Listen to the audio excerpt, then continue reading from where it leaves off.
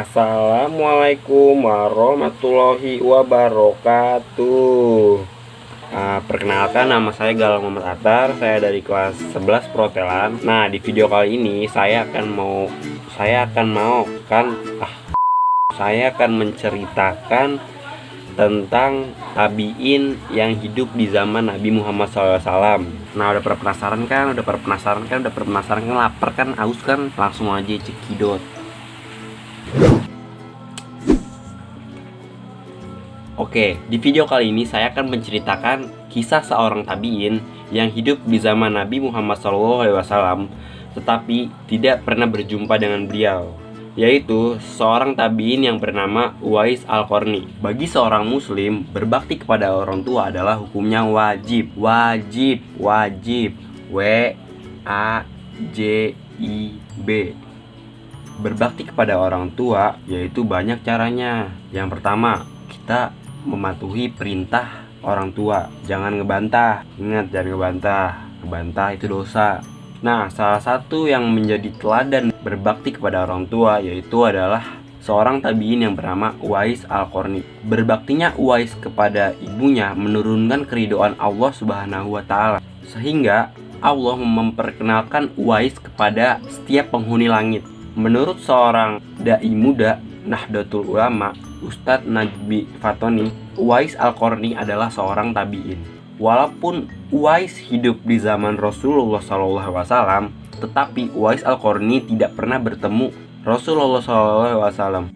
Uwais berbakti kepada ibunya itu sangat luar biasa. Tidak pernah berjumpa dengan Rasulullah, walaupun dia hidup di zaman Rasulullah SAW. Dia ini termasuk golongan tabiin, ujar Ustadz Najmi. Walau begitu, Uwais mendapatkan tempat istimewa pada sang Rasul. Uwais Al-Qarni adalah seorang pemuda yatim yang berasal dari Yaman.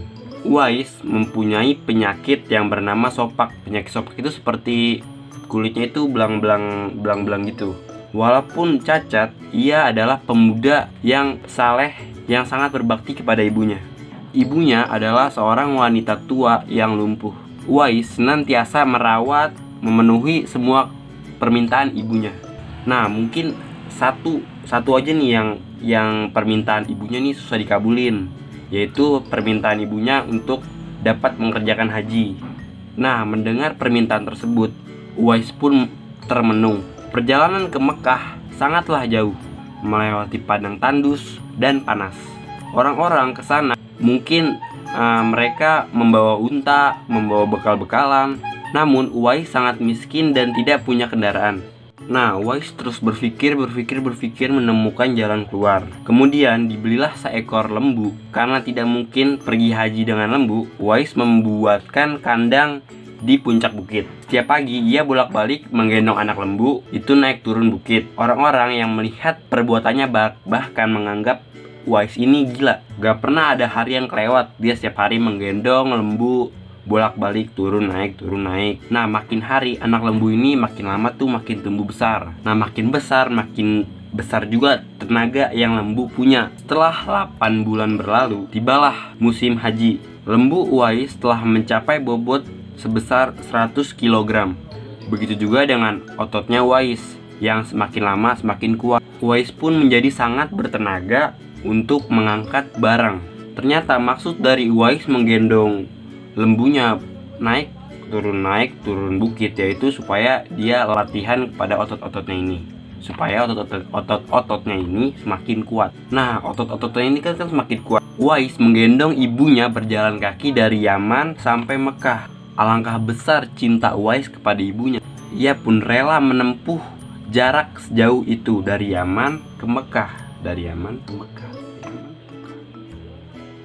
Hal itu dilakukan kepada Uwais demi memenuhi permintaan ibunya. Uwais berjalan tegap menggendong ibunya wukuf di Ka'bah. Ibunya terharu bercucuran air mata karena melihat Baitullah. Di hadapan Ka'bah, ibu dan anak itu berdoa. Uwais meminta ampunan kepada Allah Subhanahu wa Ta'ala. Ibunya yang heran menanyakan bagaimana dengan doa Uwais. Uwais dengan sabar menjawab bahwa dengan terampuninya dosa ibunya, maka ibu akan masuk surga. Maka cukuplah ridho dari ibunya yang akan membawa Uwais ke surga.